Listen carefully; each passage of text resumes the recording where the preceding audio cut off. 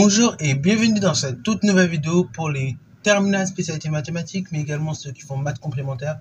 Donc ça fait un petit moment que j'avais pas, en tout cas, tourné. Après, je sais pas du tout que ça a donné en termes de de vidéos là qui sortent, parce que je crois la dernière, alors je vous parle, on doit être le 25 septembre.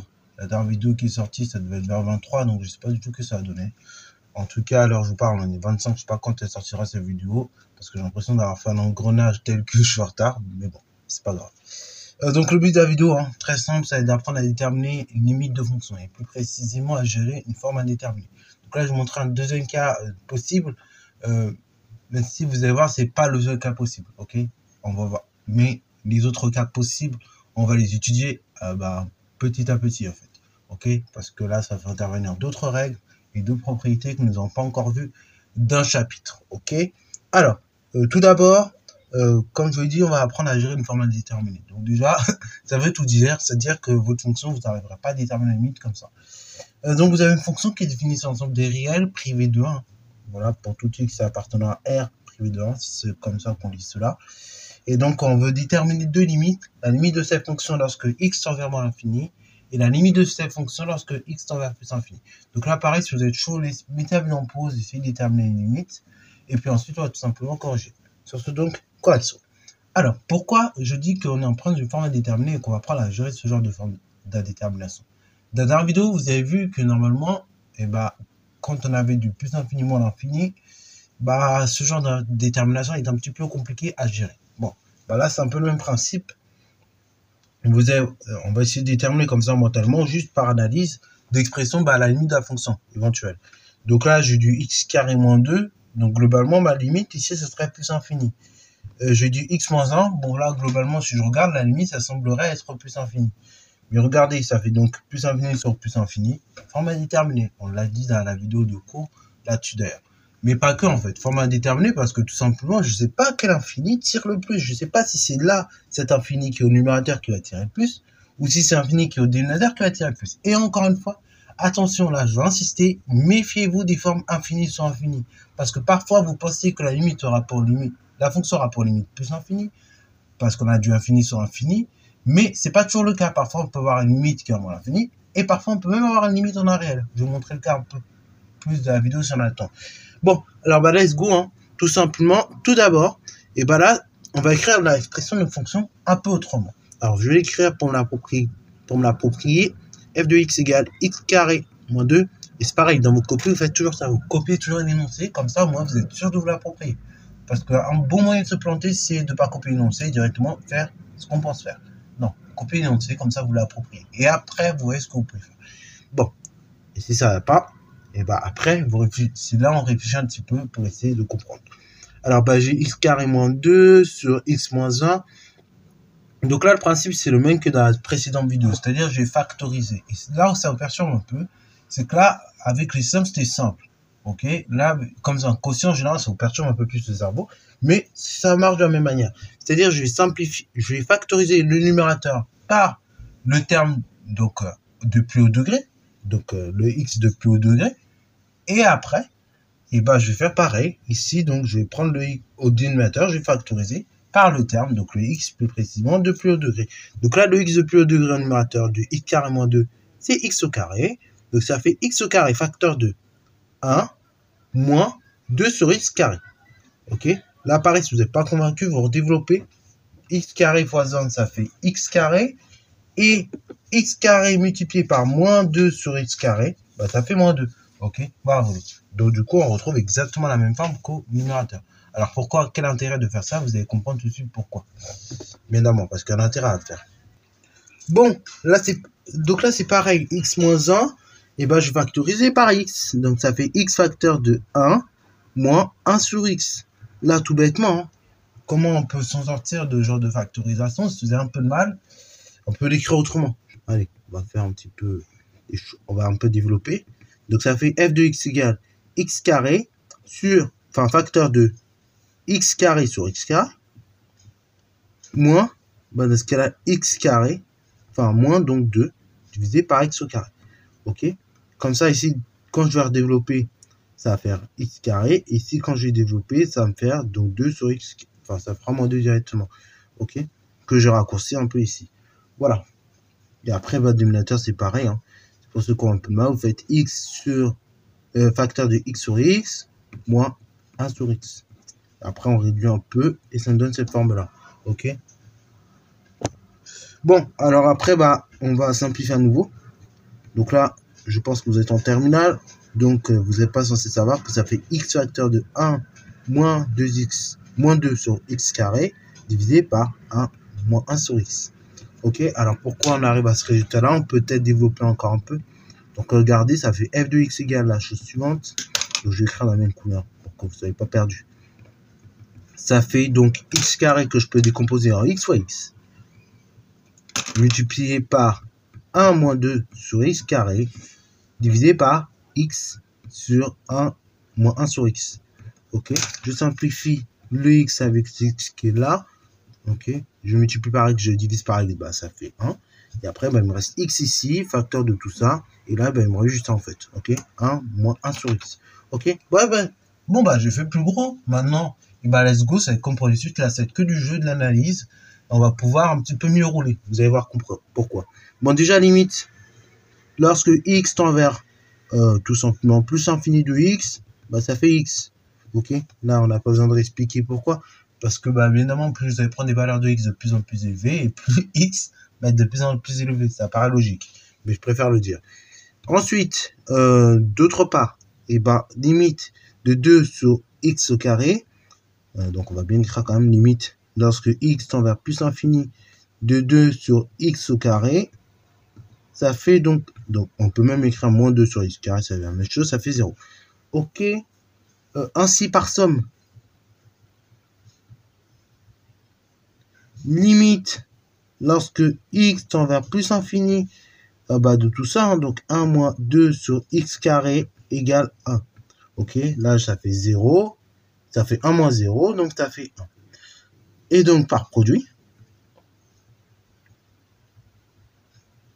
limite lorsque x tend vers plus infini de, on a dit x facteur 1 moins 2 sur x au carré, ça fait plus infini. Là j'ai plus infini multiplié par 1, les deux éléments sont positifs, le résultat positif, plus infini fois 1, plus infini.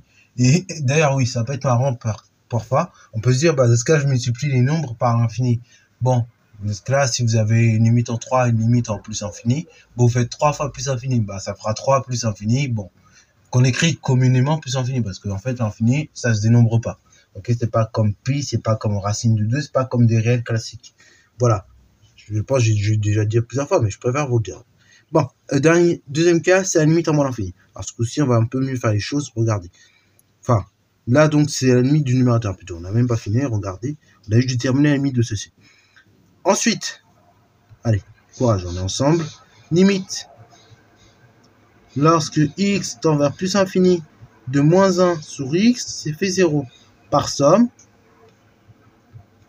limite de 1, donc lorsque x tend vers plus infini, je rappelle, de 1 moins 1 sur x, ça fait 1. Donc par quotient, et là on a vraiment fini, on obtient que limite de, lorsque x tend vers plus infini de f de x, là je vais aller vite, c'est vite, ça fait plus infini. Parce que j'ai une limite en plus infini divisée par 1, donc ça fera plus infini. Si j'aurais moins 1 ici, et plus infini, ça aurait fait moins l'infini. Par règle des signes, moins par plus, ça fait moins. Et donc, l'infini sur un nombre, c'est l'infini. Ok, bravo. Attention, dans l'autre sens, je le rappelle, si vous avez un nombre divisé par l'infini, plus ou moins, ça fait 0. C'est d'ailleurs ce qu'on a remarqué ici, x au carré, et ça tend vers plus infini, mais comme ce x au carré, donc quelque chose qui va tendre vers plus infini, et divisé par un réel, dans ce cas, ça fait 0. Ok, bravo. Bon, on va appliquer le même raisonnement, cette fois-ci en moins l'infini. Donc, regardez comment je vais raisonner. Donc, cette fois-ci, on va aller un peu plus vite. Donc, cette fois-ci en moins l'infini, regardez. Et limite, lorsque x tend vers moins l'infini, c'est ça. Donc, de 1 moins 2 sur x carré, ça fait 0. Par somme, lorsque la limite, lorsque x tend vers moins l'infini, et de l'ensemble, Donc là, on a fait directement ça. Ensuite, par produit plutôt. Limite lorsque x tend vers moins l'infini donc de tout ça. X facteur 1 moins 2 sur x carré, ça fera moins l'infini. Alors, on explique pourquoi. D'ailleurs, ici, je suis allé un peu vite. Limite donc de tout ça, 1 moins 2 sur x carré, ça fait 1. Pourquoi? Parce que si j'ai une limite en 0, j'ajoute 1, donc ça fait 1. Et après, limite du produit, pourquoi ça fait moins l'infini? Parce que là, du coup, j'ai une limite en 1. Que je multiplie par moins l'infini, ça fera moins l'infini. OK? Ensuite, on va procéder de la même manière. Limite lorsque x tend vers moins l'infini de 1 moins 1 sur x, ça fait 1. Attention, là, ça fait 0, plus 1, ça fait 1. Donc, par quotient, limite, on va aller assez vite, de la fonction f lorsque x tend vers moins l'infini, c'est égal à moins l'infini, tout simplement. Voilà comment procéder. Alors, ça, c'est ce qui arrive. Ok, vous voyez que comme on a pris une forme indéterminée, et ici, vous avez vu, on aurait pu penser a priori que la fonction tendait vers plus infini. Dans tous les cas de figure. Mais non, vous voyez que c'est pas forcément le cas. Ok, il faut faire très très attention ici, c'est pas toujours le cas. Je vais vous montrer un dernier exemple aussi qui peut bien marcher. Allez, on va se faire plaisir. Bon, regardez une fonction comme ça. Vous dites a priori, la limite c'est aussi infini. Parce que j'ai plus infini, là j'ai plus infini. On explique pourquoi rapidement, allez. Donc, limite lorsque x tend vers plus infini, de x au carré, c'est plus infini, fois 5 qui est positif, donc ça donnera plus infini. J'ajoute 2, ça me donne plus infini. Et c'est le même raisonnement au dénominateur, hein, et j'obtiendrai avec ce même raisonnement une limite en plus infini. Donc là, j'ai plus infini et plus infini. Ok, a priori, j'ai du plus infini, ici du plus infini. Donc, j'aurai infini sur infini, qui est une forme indéterminée. Donc, comment je peux déceler cette forme indéterminée? On passe par une factorisation. Donc là, ça fait f de x égale la chose suivante. Donc, je factorise par le plus gros terme. Alors là, pareil, il y a plusieurs clans en fait là-dessus. Soit vous prenez le x au carré, ou soit vous prenez tout le 5x au carré. En fait, moi je m'en fiche, vous pouvez prendre les deux. Donc là, tout à l'heure, donc on s'était pas pris la tête, on avait pris juste le premier, ok, juste x. Bon, là, je vais vous prendre 5x au carré pour que vous puissiez voir, aucun facteur.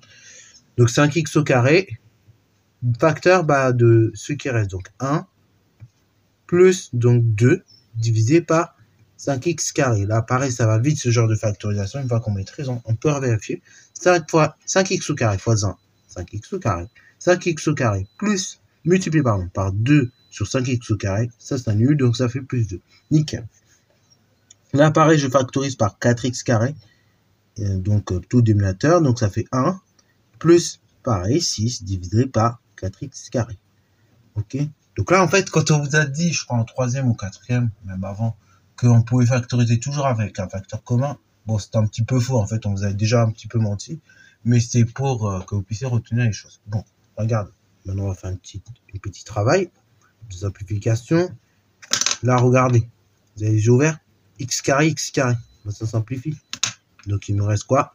5k multiplié par tous les quantités entre parenthèses. Donc, 1 plus 2 sur 5x carré plus 1 sur 6 plus 4x carré. Dans chacun des cas, j'ai une limite en 1, ici, de tout le quotient. Ici, je multiplie par 5 quarts, donc que ce soit en plus infini ou moins l'infini, j'aurai une limite en 5 quarts. Vous voyez? Donc j'ai une limite en arrière. J'ai une fonction dite convergente. Alors qu'a priori, j'avais de l'infini sur l'infini. Ok? Alors je vais vous rédiger rapidement le raisonnement quand même pour ce type d'exo. Comme ça, vous pourrez pouvoir le refaire par vous-même, hein, si vous êtes motivé à le faire. Bon, alors, voilà donc pour tout simplement la façon dont on raisonne. Ok, donc là, j'ai juste fait le raisonnement en plus infini, mais vous pourrez réappliquer exactement à la lettre le même raisonnement en moins l'infini, et d'ailleurs, vous allez trouver le même résultat, en l'occurrence. Encore une fois, là, j'ai fait un peu vite, mais limite de cette quantité-là égale limite de cette quantité-là. Pourquoi? Parce que là, j'ai 2 sur 5x au carré, donc sa limite, c'est 0. J'ajoute 1, donc ici, je vais avoir une limite en 1. Ok? Premièrement. Deuxièmement, la limite de cette quantité-là, tout d'abord, on calcule la limite de 6 sur 4x carré, qui fait 0, plus 1, ça fera 1. Ce que j'ai noté ici, donc. Ensuite, par quotient des deux limites, J'obtiens donc que ça fait 1. Ok, 1 divisé par 1, ça fait toujours 1. Et enfin, par produit par 5 quarts, j'obtiens que tout simplement, la limite de la fonction f, lorsque x tend vers plus l'infini, est égal à 5 quarts. Et c'est le même raisonnement moins l'infini, du coup. Puisque là, on aura toujours une limite lorsque x tendra vers moins l'infini de 2 sur 5x au carré, qui est égal à 0. J'ajoute 1, ça fera 1. Et c'est pareil au dénominateur. Et donc, on recommence exactement le même raisonnement et on aboutit au même résultat. Voilà, donc c'est tout pour cette vidéo. J'espère qu'elle t'a plu. Si c'est le cas, n'hésite pas à la liker, commenter et bonne à toi en mathématiques et en sciences.